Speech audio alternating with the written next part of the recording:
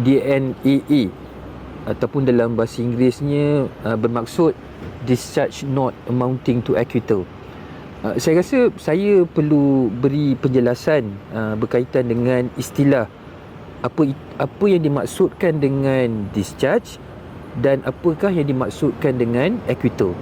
Discharge dalam bahasa Melayu kita iaitu dilepaskan. Acquittal bermaksud dibebaskan. Jadi bila perkataan menyebut discharge not amounting to acquittal, maksudnya tertuduh tersebut dilepaskan tanpa dibebaskan. Itu maksud istilah bila kita terjemahkan ke dalam bahasa Melayu. Saudara dan saudari sekalian, bila kita bercakap dalam konteks undang-undang, sama ada undang-undang jenayah ataupun undang-undang sivil, kan? Undang-undang ni kita boleh bahagikan kepada 3, paling kurang 2. Yang pertama yang disebut sebagai undang-undang substantif, dan yang kedua iaitu undang-undang tata cara ataupun prosedur, dan yang ketiga disebut sebagai undang-undang keterangan. Bila mana nak melaksanakan keadilan, sama ada di mahkamah sivil ataupun di mahkamah syariah, ketiga-tiga undang-undang ini perlu dilaksanakan, sama ada diperuntukkan dalam undang-undang ataupun ketika hakim atau peguam yang beramal di mahkamah perlu memahami tentang ketiga undang-undang ini. Contoh, undang-undang substantif, iaitu undang-undang yang diperuntukkan dalam, contohnya, penal code ataupun kanun kesalahan jenayah. Katakanlah kesalahan menipu, contohnya kesalahan membuat defamation, criminal defamation ataupun penghinaan terhadap seseorang. Jadi yang ini diperuntukkan kesalahan di bawah Akta Jenayah. Undang-undang tu namanya Penal Code. Maknanya Penal Code ini adalah akta yang memperuntukkan kesalahan dan hukuman. Maknanya kalau seseorang mencuri, kalau seseorang menipu, kalau seseorang melakukan rasuah dan sebagainya, diperuntukkan dalam undang-undang jenayah tersebut, Penal Code. Manakala undang-undang tata cara pula ialah undang-undang yang menentukan tata cara bagaimana sesuatu pendakwaan itu dibuat di mahkamah. Maknanya dalam konteks ini dia ada pihak-pihak yang terlibat, ada pendakwa, ada orang yang tertuduh di situ. Maknanya ada yang mendakwa, ada yang tertuduh.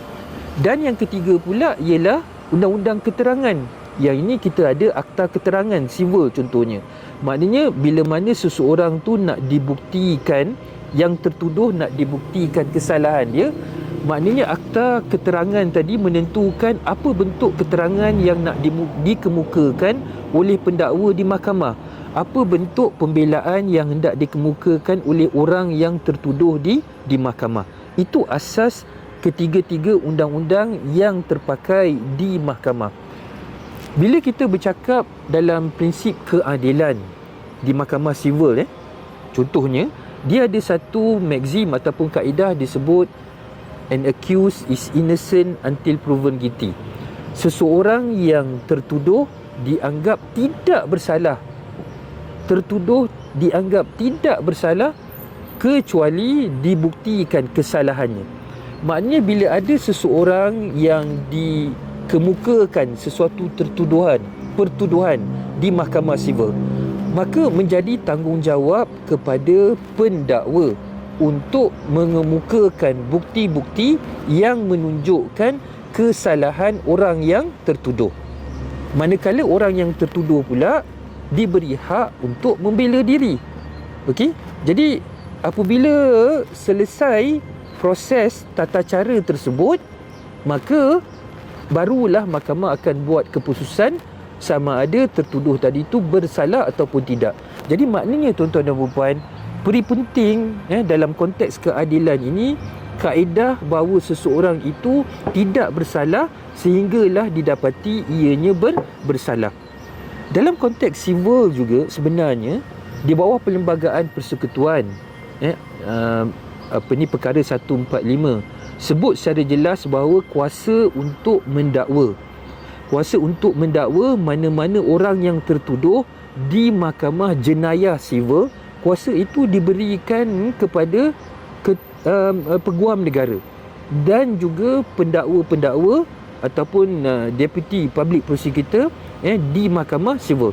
Maknanya mereka ini diberikan kuasa di bawah Perlembagaan Persekutuan untuk meneruskan sesuatu dakwaan, memulakan sesuatu dakwaan ataupun memberhentikan sesuatu dakwaan. Yang ini diberikan kuasa kepada peguam negara dan juga pendakwa-pendakwa.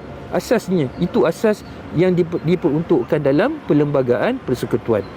Jadi kalau begitulah kedudukannya. Sekarang kita ada isu berkaitan dengan tajuk yang saya sebutkan tadi, iaitu seseorang tertuduh yang telah dipertuduh di mahkamah sivil di bawah satu-satu kesalahan, di bawah penal code, undang-undang substantif. Persoalan dia ialah sama ada sekarang sekiranya pendakwa ataupun AG dengan kuasa yang ada padanya di bawah perkara 145 mengambil keputusan ataupun mencadangkan untuk pendakwaan tersebut diberhentikan atas sebab-sebab tertentu. So, kalau katakan dalam pendakwaan tersebut tiba-tiba AG ataupun pendakwa mengambil keputusan untuk memberhentikan pendakwaan atas sebab contoh bukti kurang, kes sedang berjalan, dakwaan itu telah berlaku sampai satu peringkat, AG ataupun pendakwa mengambil keputusan untuk memberhentikan. Jadi tuan-tuan dan puan, bila kita lihat kepada perkara 145 Perlembagaan Persekutuan, maknanya peguam negara berhak ada budi bicara untuk memberhentikan pendakwaan tersebut.